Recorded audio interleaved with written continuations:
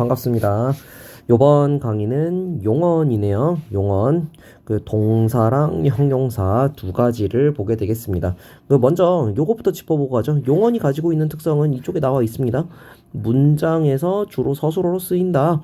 그리고 어간과 어미로 이루어진다. 형태가 변화하는 가변어다. 이게 이제 활용이라는 말로 함께 쓰이고 있죠. 그래서 용언이 가지고 있는 특성들을 먼저 알고 있는 상태에서 거기에 해당하는 동사, 형용사들을 우리가 보는 것이 중요하겠습니다. 한번 따라가 볼게요. 동사. 동사는 이제 이런 의미가 있습니다. 사람이나 사물 등의 동작이나 작용을 나타내는 말이다. 동작, 작용, 요런 부분을 우리가 동작이다라고 해서 동사라고 그러는 것 같습니다. 종류에는 자동사와 타동사가 있네요. 동작이나 작용이 주어에만 미치는 동사를 자동사라고 그러고요. 타동사는 작용이 다른 대상, 즉 목적어에 미치는 동사예요. 여기서 이제 목적어가 굉장히 중요하겠죠? 예를 보시면은 피다라는 용어는, 피다라는 동사는 꽃이 피다, 딱 목적어가 필요하지 않아요. 그 대상에만 미치는 것이죠. 비행기가 솟다도 마찬가지가 되겠습니다. 근데 먹다라는 말은 무엇을 먹는지가 꼭 필요합니다. 밥을 먹다. 그리고 부르다도 노래를 부르다. 이렇게 나타나게 되겠죠. 그래서 여러분들이 자동사와 타동사를 굳이 구별하는 거는 현재는 이제 중요하지 않을 것 같아요. 그냥 타동사라는 용어가 있다. 보통 목적어가 필요한 동사를 타동사다라고 이해하시면 되겠습니다. 그 다음에 규칙 동사와 불규칙 동사가 있대요. 여기서는 이제 활용이라는 얘기를 해야 되는데, 활용은 이제 우리가 다음 단원에서 봐야 되는 거니까는 좀 이따 얘기하도록 할게요. 활용하는 측면도 문법적으로 이제 규칙을 지켜서 활용이 되는 동사를 규칙 동사라고 하는 거고, 규칙적이지 못하게 특수하게 활용이 되는 것을 불규칙 동사라고 얘기합니다. 근데 여기서는 이제 동사만 그런 것이 아니라 아래쪽에 보시면 여기 형용사도 규칙 형용사, 불규칙 형용사가 따로 있죠. 그런 거를 봤을 때는 우리가 지금 요 두 개념을 묶어서 규칙 용언, 불규칙 용언이라고 얘기해 주면 되겠네요. 뒤에 가가지고 보도록 할게요. 자, 요거는 좀 이따 보도록 하고, 동사에 대한 정의는 끝났죠. 그 다음에 형용사로 넘어가 볼게요. 사람이나 사물 등의 상태나 성질을 나타내는 단어, 상태, 성질을 나타내는 단어를 형용사라고 그래요. 근데 여기서 이제 좀 주의할 점이, 중등에서 우리가 중등을 쓰면 안 되죠. 중등에서 우리가 영어를 먼저 배웠었죠. 영어의 어떤 문법적인 특징을 먼저 접근을 하고 그 다음에 국어로 들어가는 경향들이 많은 학생들에게 있습니다. 그래서 여기에서 형용사라는 거는 꾸며준다라고 그러지. 영어에서 형용사는 꾸며주는, 다른 말을 꾸며주는 그 단어가 형용사라고 그랬었는데, 우리말에서는 꾸며주는 애들을 수식어이라고 그럽니다. 거기에서 이제 관형사, 부사가 있는 것이지, 영어의 그 형용사의 정의랑 국어의 형용사의 정의가 좀 다르거든요. 그래서 여러분들이 구별을 잘 지어 주셔야 되겠습니다. 요거 헷갈리지 않으시도록 하시고, 종류로 넘어가 볼게요. 성상형용사와 지시형용사가 있습니다. 성상형용사, 상태나 성질을 나타내는 형용사를 성상형용사라고 그래요. 성질, 상태, 이렇게 한 글자씩 가지고 온 거예요. 예문으로 고요하다, 뭐 또 고프다, 뭐 배가 고프다 할 때 그 고프다죠. 그 다음에 붓다, 이런 단어들. 그 다음에 지시형용사. 지시형용사는 말 그대로 지시하는 겁니다. 이러하다, 그러하다, 저러하다. 그런 형용사들을 지시형용사라고 그래요. 요거랑 이제 좀 헷갈릴 수 있는 게, 관형사랑 지시관형사랑 또 아니면은 대명사랑 요런 것들이랑 좀 헷갈릴 수 있어요. 얘네 세 개가 가지고 있는 공통점이 이, 그, 저 같은 의미적 요소가 딱 들어가 있어요. 그래서 요거는 이제 문법적 관계에 따라서 정의를 하시는 겁니다. 자, 그리고 아래쪽에 규칙 형용사, 불규칙 형용사가 이렇게 있죠. 지금 동사와 형용사 자체는 여러분들이 생각보다 쉽게 이해할 수 있는 영역일 것 같아요. 그리고 또 어렵지도 않고요. 자, 근데 요거를 이제 구별을 할 때 어떤 특징이 필요하다라는 거를 좀 기억을 해주시면 좋겠습니다. 자, 그러면 아래쪽에 좀 더 내려가가지고 읽어보도록 하겠습니다. 본용언과 보조용언부터 이제 먼저 개념 보고 그 다음에 뒤쪽 가가지고 동사랑 형용사 어떻게 차이를 보이는지 이제 보도록 할게요. 본용어는 본동사, 본형용사가 있겠고 보조용어는 보조동사, 보조형용사가 이렇게 있겠죠. 자, 근데 본이라는 말이 무슨 의미인지를 보세요. 주되게 서술한다. 문장의 주체를 주되게 서술하면서 보조용언의 도움을 받는 용언을 본용언이라고 그래요. 우리가 용언 하나만 딸랑 있을 때는 그냥 용언이라고 얘기하면 되는데 용언이 연속적으로 나타날 때는 이게 용언의 그 의미적인 관계, 문법적인 관계 이런 것들이 좀 따로 정의가 돼야 될 때가 있거든요. 그래서 그것을 정의하기 위해 본용언이라는 그 부분을 먼저 설정을 해준 겁니다. 다시 본용언은 문장의 주체를 주되게 서술하면서 보조용언의 도움을 받는 용언이다. 예문을 보시면 압니다. 여기 예문 보시면은 먹어버렸다가 있죠. 여기 먹어버렸다에서 이렇게 끊어보시면은 먹다와 버리다가 용언이 두 개가 결합되어 있는 걸 볼 수가 있습니다. 그 중에서 앞부분이 본용언인 거예요. 왜냐면은 먹어버렸다 해서 버리다는 뭐 쓰레기를 버리다 할 때 그 버리다의 의미가 아니란 말입니다. 근데 우리가 먹다는 사과를 먹다, 밥을 먹다 할 때 그 먹다 이세 의미를 그대로 지니고 있습니다. 그쵸? 얘는 이제 버리다는 이제 뭐 다른 것에다가 버리는 게 아니라 뭐 어떤 완료, 그 동작의 완료의 형태를 나타내는 그런 말이죠. 그래서 얘는 문법적 역할에 국한되는 그런 말이 되겠습니다. 그래서 요거 두 개는 지금 우리가 차이를 보셔야 돼요. 실질적인 사전적인 의미에 가깝게 사용이 되면 우리가 본용언이라고 그러는 거고 보조용언은 문법적 역할에 끝나버리는 겁니다. 본용언의 의미를 잃었다가 중요한 거예요. 보조용언 여기 아래 내용 나와 있으니까 이것도 볼게요. 본용언과 연결이 되었다. 그것의 뜻을 보충하는 역할을 하는 용언으로 보조동사, 보조형용사가 있다. 근데 얘네들은 이제 그 뒤에 있는 말이 동사가 이제 문법적인 역할을 하고 있었을 때 보조동사라고 하는 거고 형용사가 문법적 역할을 하고 있다? 그러면은 보조형용사라고 그러는 겁니다. 요거는 이제 뭐 정의하는 방법이 제시문을 통해서 조금 더 자세하게 나올 수는 있어. 뭐 근데 요거를 지금 정의를 하고 뭐 문제를 풀어보지는 않겠습니다. 실제로 문제를 풀어볼 때는 여러분들이 보기를 읽어보시고 그거에 근거해서 문제를 풀어보셔야지 여러분들이 어떤 가지고 있는 지식으로만 문제를 해결하려고 그러다 보면은 보통 틀립니다. 알겠죠? 아래 위에서 봤었던 예문이 다시 나와 있습니다. 나는 사과를 먹어버렸다. 여기가 이제 본용언이었었죠? 그리고 버렸다는 그 문법적인 역할을 수행하는 것 뿐이지 실질적인 의미는 잃어버렸죠? 그래서 얘는 보조용언이다. 그 중에서도 원래 버리다가 동사이니까 보조동사다 라는 의미예요. 좀 팁을 드리자면은 앞에 있는 용언의 품사에 지배를 받는 경우들이 꽤 많습니다. 그래서 요 뒤에 있는 품사가 무슨 품사인지 모르겠어 라고 한다면은 앞에 있는 품사가 동사니까 이 뒤에 있는 품사도 아마 동사겠지 이렇게 생각하시면은 쉬워질 때가 있습니다. 아까도 얘기했지만 근데 요거는 쌤이 팁이거나 아니면 특정한 경우에나 사용할 수 있는 어떤 히든 카드 같은 것이지 실제 보기에서 이거 외에도 또 다른 정보들이 나타날 수도 있으니 여러분들이 이런 문법적인 정의를 할 때는 반드시 제시문을 읽어보셔야 되는 겁니다. 자, 그래서 본용언과 보조용언의 개념도 설명을 했어요. 다시 한번 정리하면은 본용언과 보조용언은 용언이 연속적으로 나타날 때가 있는데 그게 이제 그 두 번째 용언이 사전적인 의미를 잃어버리고 문법적인 역할을 담당할 때가 있습니다. 그랬을 때는 이제 우리가 본용언, 보조용언이라는 용어를 사용해서 의미적인 요소를 좀 더 자세하게 나누게 되겠습니다. 여기서 본용언과 보조용언은 단순하게 한 번 한 번 요렇게만 나타나는 것이 아니라 본용언에 보조용언이 두 개가 결합이 되는 경우들도 있고 그렇게 나타날 수도 있겠습니다. 뭐 쌤은 뭐 확인을 해본 적은 없지만은 아마 이론상 본용언, 보조용언, 보조용언, 보조용언 이렇게 나올 수도 있지 않을까 싶어요. 자, 그 다음에 용언이 활용한다라고 그랬었죠. 그 활용한다라는 것을 이해하기 위해서는 어간과 어미를 보셔야 되겠습니다. 그 중에서 어간은 이 부분은 실질적 의미 요소예요. 그러니까 여기는 실질 형태소겠죠?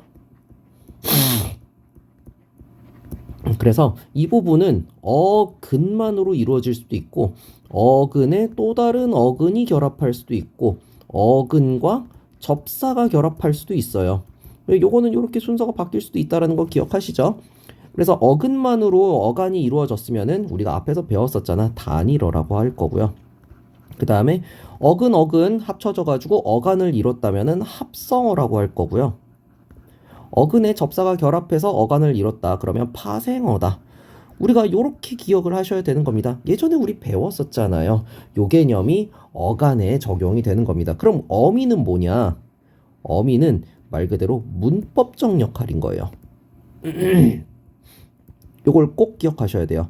저번에 조사 수업하면서 그 관계원 수업하면서 선생님이 우리말은 어미랑 그리고 조사 또는 높임 표현 같은 것들이 잘 발달이 되어 있어서 다른 말과는 좀 특징적인 부분들이 많이 나타나고 또 그거를 사실 출제 요소로 삼는 시험 문제도 많다라고 얘기했었잖아요. 그래서 어미 부분은 여러분들이 잘 공부를 하셔야 되겠습니다. 어간은 실질적 의미 요소이기 때문에 변하지 않아요. 변하면은 의미가 바뀌는 거야. 이해됩니까? 변하지 않는 부분인 거야. 어미는 문법적 역할이잖아. 그래서 문법적 역할을 바꿔주기 위해서 예를 들면은 뭐 용언을 연결을 해준다든지 아니면은 그 동사 형용사이지만은 잠시 명사로 쓰기 위해서 성분을 바꾼다든지 그죠? 성분을 바꾼다든지 그런 역할들을 어미들이 보통 해주게 되는데 얘네들은 다양한 역할들을 수행해야 되니까는 상황에 따라서 맞게 들어와야 되는 겁니다. 정해져 있는 어미들 중에서 내가 필요로 하는 문법적인 그 특징이 있다면은 그거를 끌고 와가지고 어간 뒤에다가 붙여줘야 되는 거예요. 그 부분을 이제 우리가 어미라고 하는 겁니다. 요 부분은 어간과 함께 반드시 실려서 나타나야 되는 겁니다. 그래서 용어는 원래 어간과 어미가 꼭 붙어서 다녀야 돼요.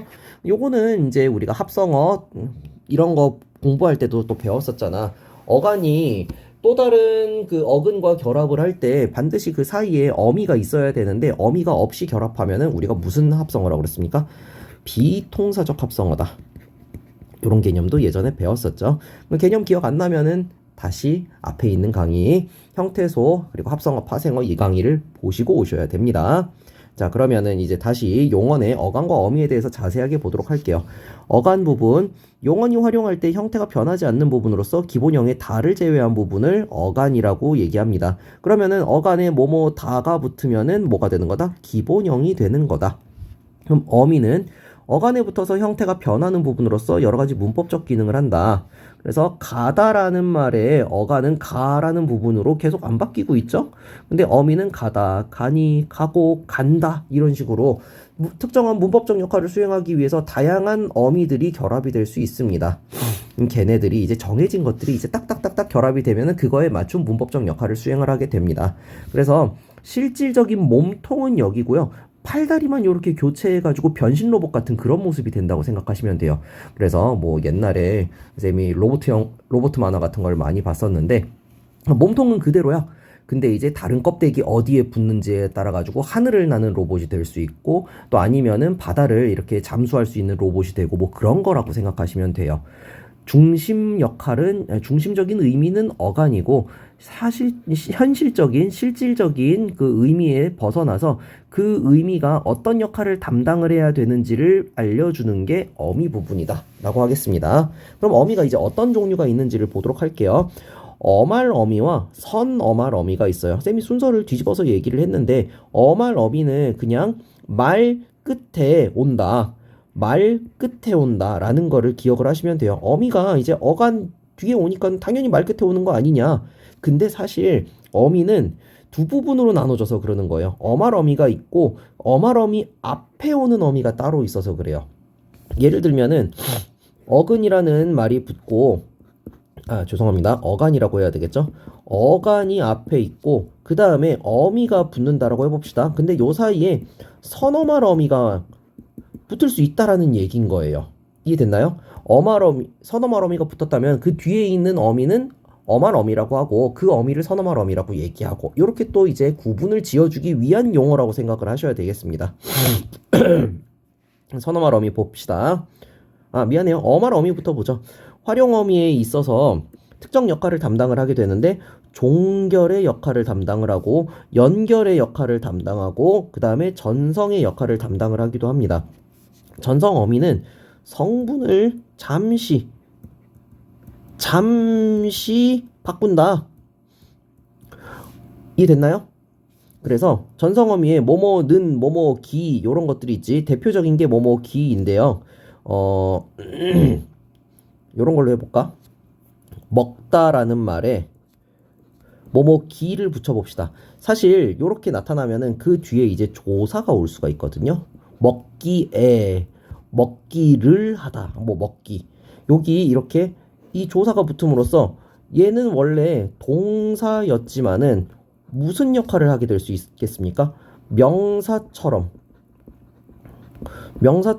기능하게 해주는 어미였었습니다. 이해됐나요? 이렇게 특정 역할을 담당하게 해주는 어미를 우리가 전성어미라고 얘기해요. 성분을 바꿔주는 겁니다. 근데 이게 성분을 바꿨다고 해가지고 얘가 명사냐?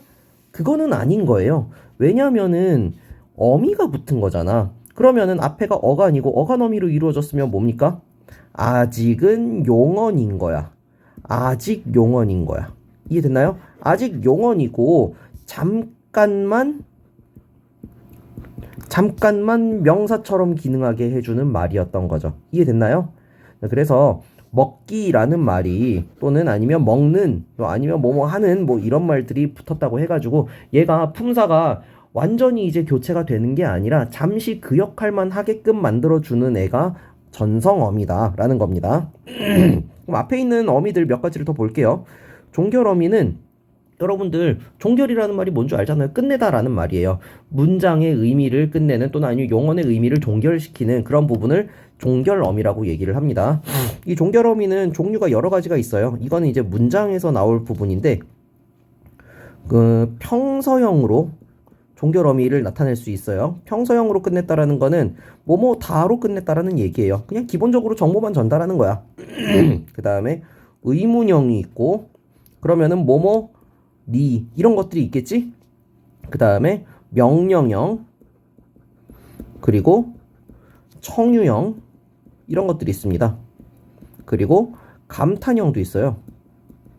이렇게 5가지 종류를 우리가 보시면 되겠습니다. 명령형은 뭐뭐 알아어라. 그리고 청유형은 뭐뭐 하자. 그리고 감탄형은 뭐뭐구나. 뭐뭐나 뭐 이런 것들이죠.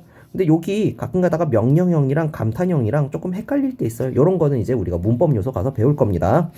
자, 지울게요.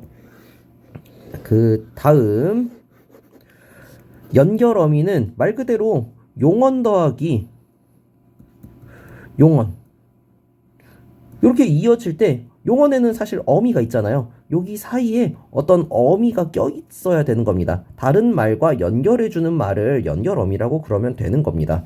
그래서 우리가 중학교 때 이어진 문장 배웠었잖아. 대등하게 이어진 문장.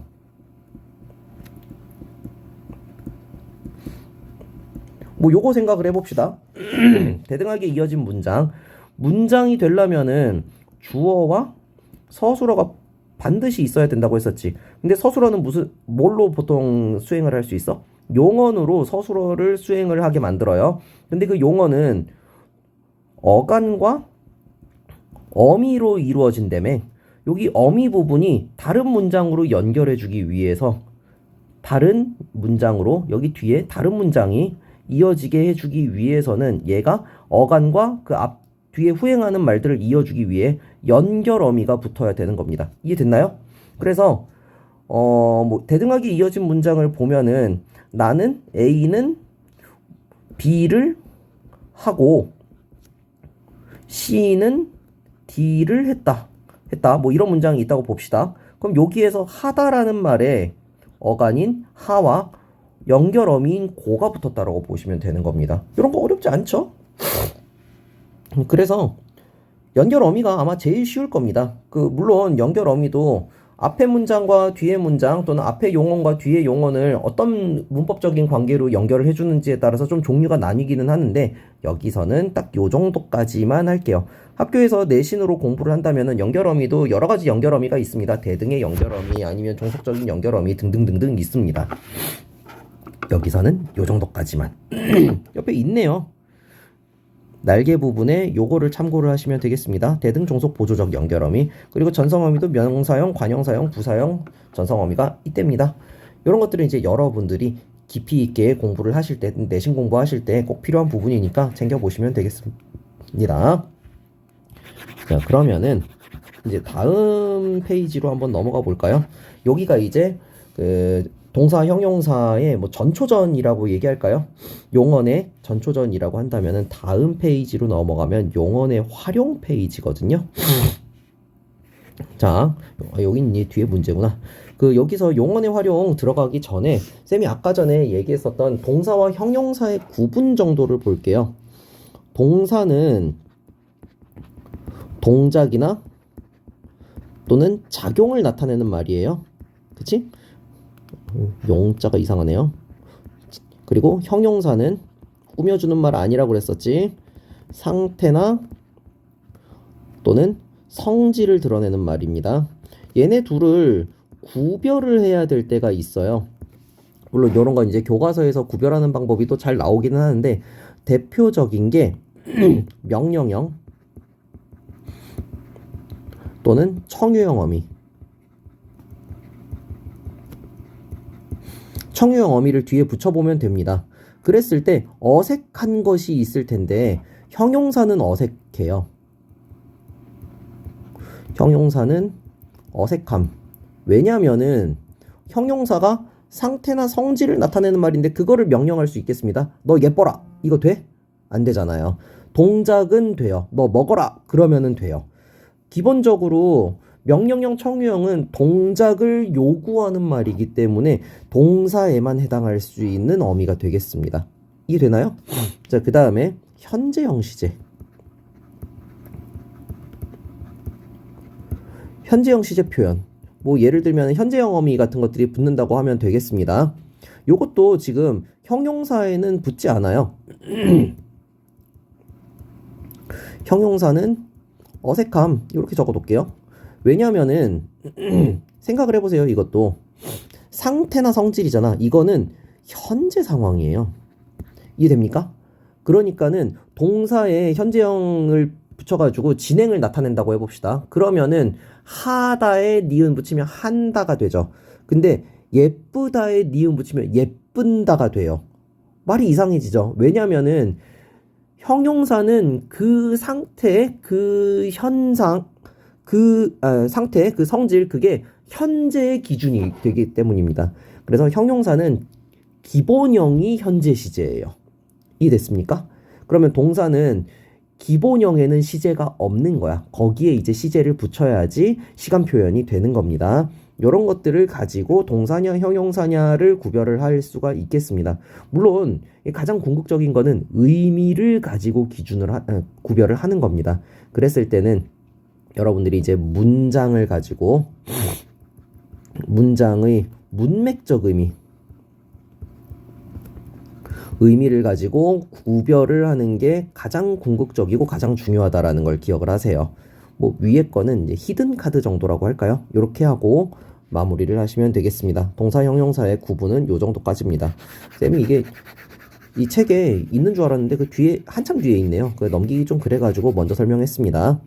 자, 그럼 이제 더 중요한 거 용언의 활용 측면을 보도록 하겠습니다. 활용이라는 거는 용언의 어간이나 서술격 조사에 변하는 말이 붙어서 문장의 성격을 바꿈 또는 그런 일을 용언의 활용이라고 합니다. 성격을 바꾼다. 그래서 문법적 성격입니다.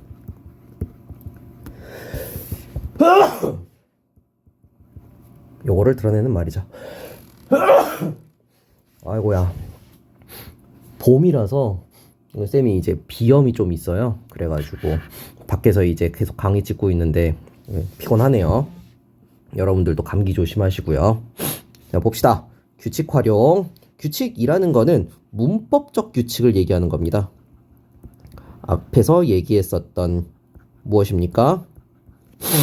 어간이 있으면은 반드시 어미가 있는 것이고 어간은 변하면 안 돼요.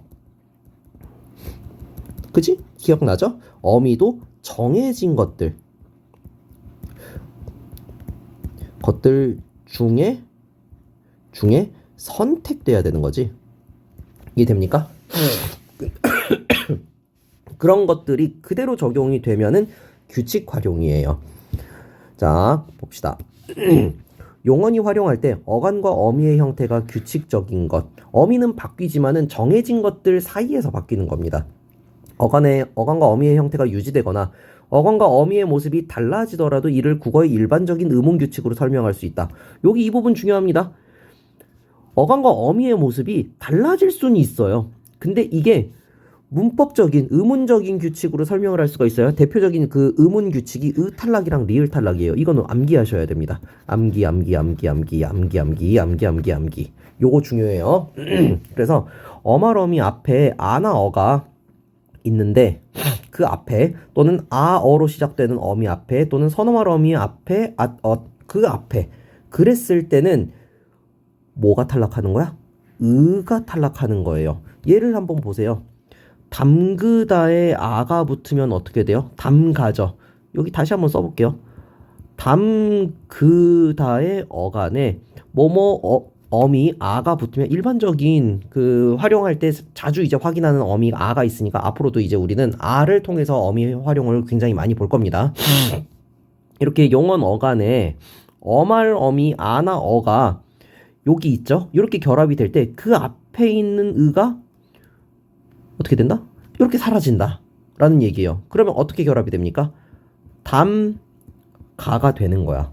이게 의문규칙이라고 얘기를 하는데 사실은 우리가 의문변동에서 배웠었던 것처럼 어미란다. 이렇게 모음이 연속적으로 나타나는 경우에는 두 개의 의문 중에 하나가 사라지거나 바뀌어요. 왜냐하면 모음을 그 연속적으로 발음하는 게 굉장히 불편하기 때문에 효율적이지 않기 때문에 그래요.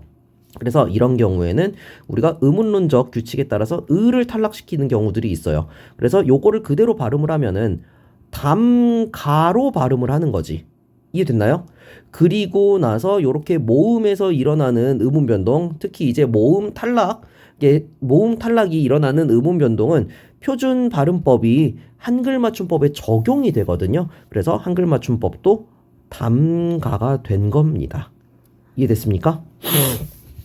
자, 그런 부분이 있고요. 그래서 탈락 규칙 요거 중요하고요. 그 다음에 리을 탈락도 마찬가지예요. 같은 방법으로 봅시다. 살내죠? 살다 어간에 뭐뭐 하네에 내를 붙여볼게요. 그러면은 어떻게 됩니까? 리을이 탈락하는 의문 현상 때문에 사내로 읽어야 되고 이거는 한글 맞춤법에 반영이 되어서 사내로 적는 겁니다. 이해됐나요? 이런 애들이 꽤 있어요. 우리 국어에는. 그래서 용언에서 탈락 규칙, 리을 탈락 규칙을 제외하고 생각을 하셔야 되겠습니다. 쉽죠? 이런 부분. 이게 이제 규칙 활용에서 조금 특징적인 부분. 국어의 일반적인 의문 규칙으로 설명할 수 있는 것은 스페셜리스트예요. 요거를 따로 공부를 해야 된다. 자, 그러면 불규칙 활용으로 넘어갈게요.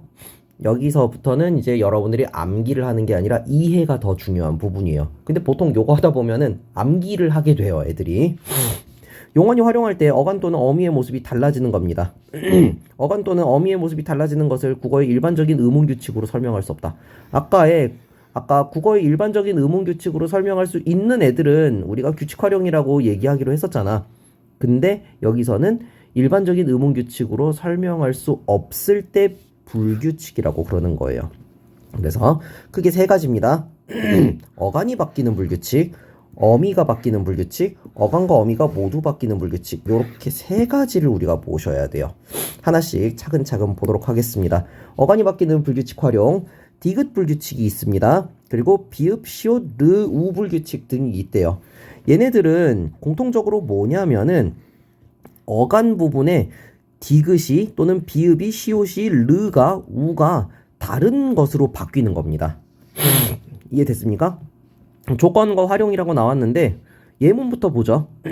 물어보다 할 듣다 hear의 의미가 되겠죠. 듣다 어간에 어가 붙어요. 그러면은 어떻게 되냐면 듣어가 아니라 들어가 되죠. 이해됩니까? 그리고 요거를 그대로 적는 게 들어지. 앞으로는 이제 음운 변동 그 표준 발음은 안 적고 그냥 그대로 적을게요. 들어가 돼버리죠. 디귿이 뭘로 바뀐 겁니까? 뭐뭐 리을로 바뀌었죠. 근데 여기에 고를 한번 붙여보세요. 그러면 듣고예요. 어떨 때는 바뀌는데 어떨 때는 안 바뀌어요.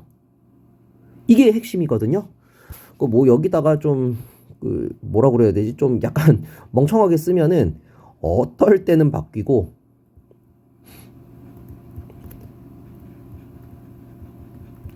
그 어떨 때가 사실 뭐뭐 뭐뭐 활용이에요.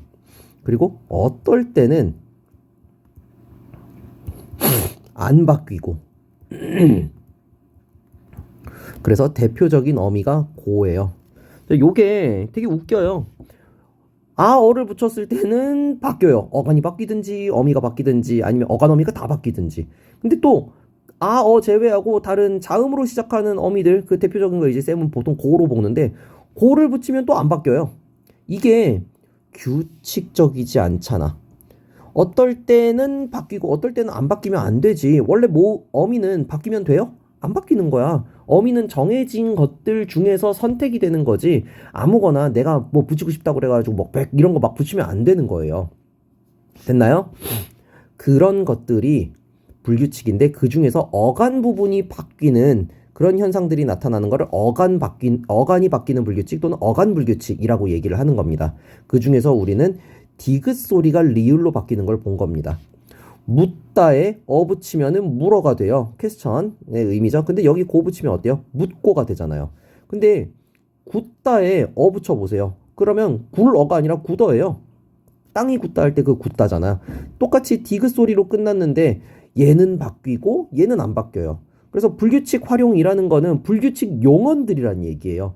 특정 용언들이 불규칙 활용을 한다라고 그래서 불규칙 활용은 사실 같은 말로 불규칙 용언들의 활용 활용 양상을 본다. 요 얘기예요. 이해됐나요? 그래서 우리가 용언들을 좀 기억을 해야 되는 겁니다. 아마 그래서 공부하다가 외운다라는 것은 이런 특징적인 용언들을 외워버리는 거다라는 의미인 거예요. 계속 볼게요. 비읍 불규칙. 어감 끝소리에서 이제 비읍이 오면은 모음어미 앞에서는 다른 말로 바뀌어요. 돕다에 붙이면은 도와가 돼요. 원래 뭐가 돼야 됩니까? 돕아가 돼야 되죠. 그 다음에 굽다, 파이어, 굽다에 어가 붙으면은 어떻게 돼요? 굽어가 아니라 구워가 돼요. 근데 여기에다 다 고 붙여보세요. 돕고 굽고 안 바뀌었죠. 뽑다 이거 똑같이 비읍 붙었는데 여기에다가 고 붙여보세요. 그러면 뽑아 뽑고 규칙 활용이잖아요. 자, 요런 것들이 이제 우리가 불규칙이다라고 얘기를 하는 겁니다. 사실 요런 것들은 우리가 중세국어에서 그 단어의 변화 같은 것들을 좀 어미가 이제 어떻게 활용이 되고 이게 또 어떻게 이어적기가 됐었는지 그 변화 과정을 보면은 좀 뭐라 그래야 될까? 합리적인 설명이 돼요.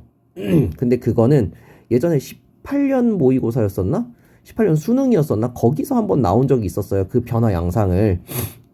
근데 나중에 여러분들이 문제를 풀어보시면 되는 거지. 지금 여기서는 이제 판단할 필요는 없어요. 현대국어 기준이니까. 시옷 불규칙도 볼게요. 마찬가지로 있다, 연결하다라는 의미죠. 있다에 어가 붙으면은 이어가 돼요. 근데 여기 고 붙여보세요. 있고가 되죠. 낫다도 마찬가지고. 근데 벗고 규칙 활용이네요. 특정 용언들은 불규칙하고 있는 거야. 불규칙적인 거야. 르불규칙도 보세요. 요거는 조금 헷갈릴 수 있어가지고 좀 자세하게 한번 써볼게. 모음 어미 앞에서 르가 리을 두 개로 바뀐다라고 보는 겁니다.